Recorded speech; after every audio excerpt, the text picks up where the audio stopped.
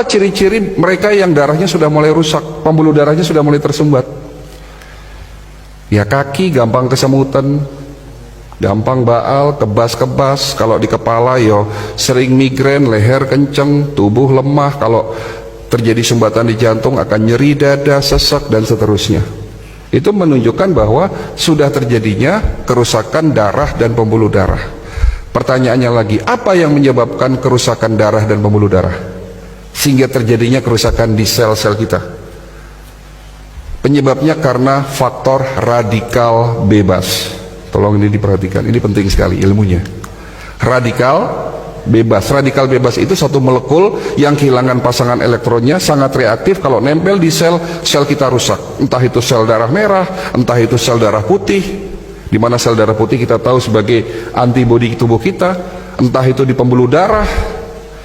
Kalau terjadinya kerusakan di pembuluh darah, ya akan terjadi peradangan. Ini bahaya sekali kalau terjadinya peradangan atau inflamasi terjadi di pembuluh darah kita. Ini yang menyebabkan pembuluh darah kita menjadi rusak, yang pada akhirnya kolesterol, zat-zat sisa itu mengendap di tempat terjadinya peradangan tadi, sehingga terjadi yang namanya plak atau sumbatan pembuluh darah. Nah, radikal bebas itu terbentuk akibat proses oksidasi. Tolong perhatikan lagi. Oksidasi ini apa? Oksidasi itu contohnya kalau di luar sana besi berkarat. Berarti tubuh kita bisa karatan, ya. Proses oksidasi terjadi secara alami, Bapak Ibu sekalian.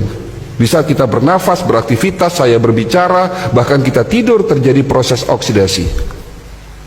Ya, karena manusia tidak bisa menghindari proses oksidasi, Allah sudah menciptakan obatnya ada dalam tubuh kita. Diproduksi tanpa Bapak Ibu sadari sejak kita kecil, ya, di saat kita lahir di dunia sampai nanti kita mati. Ada obat dari segala macam obat, rajanya obat sebagai benteng pertahanan pertama yang dapat menetralisir terjadinya oksidasi. Kalau tidak ada obat ini, 5 menit tubuh kita rusak, Pak. Namanya antioksidan, betul. Kalau hari ini kita masih berkecimpung di vitamin, di antibodi, sudah ketinggalan zaman, Pak. Hari ini dokter-dokter di Eropa, di Amerika, penemu-penemu suplemen itu bagaimana caranya menemukan satu antioksidan yang kembali lagi tujuannya untuk menetralisir terjadinya oksidasi agar tidak terbentuk yang namanya radikal bebas. Ini penting sekali. Antioksidan diproduksi dalam tubuh kita. Ada 2, glutathione dan superoksid dismutase. Glutathione itu rajanya antioksidan, ya.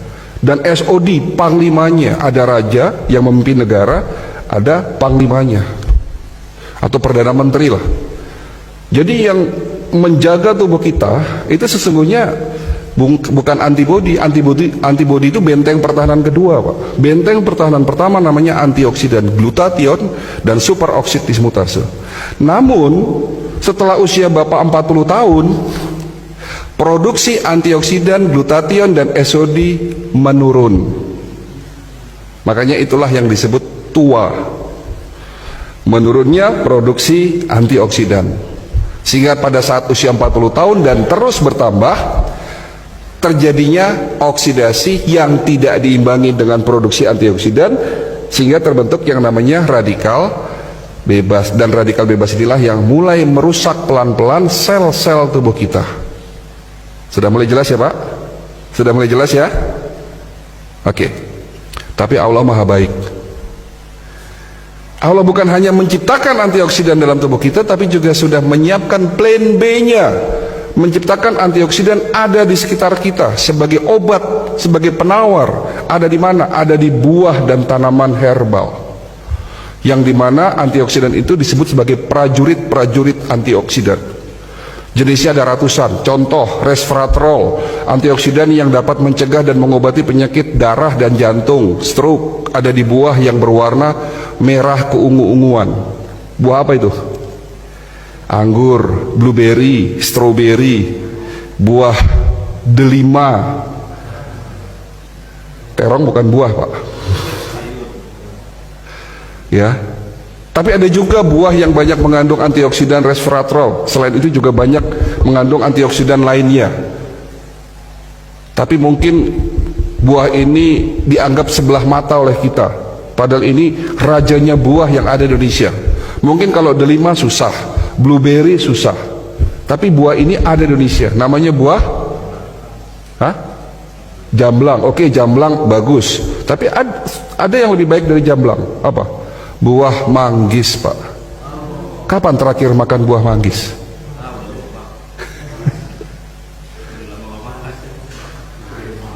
Antioksidan namanya lycopene, dapat mencegah penyakit prostat. Bapak-bapak yang sudah mulai susah kencing nih, kencingnya tidak tuntas, netes lama, kemungkinan sakitnya prostat, dapat dicegah, diobati oleh lycopene. Ada di mana? Buah tomat dan semangka. Tomat dan semangka, makan tomat dan semangka tiap hari. Antioksidan namanya bromelin, dapat mencegah penyakit kanker, tumor payudara. Ada di mana? Buah nanas. Bilang sama ibunya di rumah kalau pengen tidak kena penyakit kanker payudara, makan nanas tiap hari. Dan nanas juga dapat mencegah penyakit osteoporosis karena mengandung kalsium yang sangat tinggi. Untuk mencegah penyakit Alzheimer atau pikun, makan buah alpukat. Untuk mencegah penyakit batu empedu, makan buah apel. Dan semua buah mengandung prajurit-prajurit antioksidan. Siapa di antara Bapak Ibu yang setiap hari makan minimal 3 jenis buah-buahan? Siapa di antara Bapak Ibu yang dalam waktu 1 minggu tidak makan goreng-gorengan?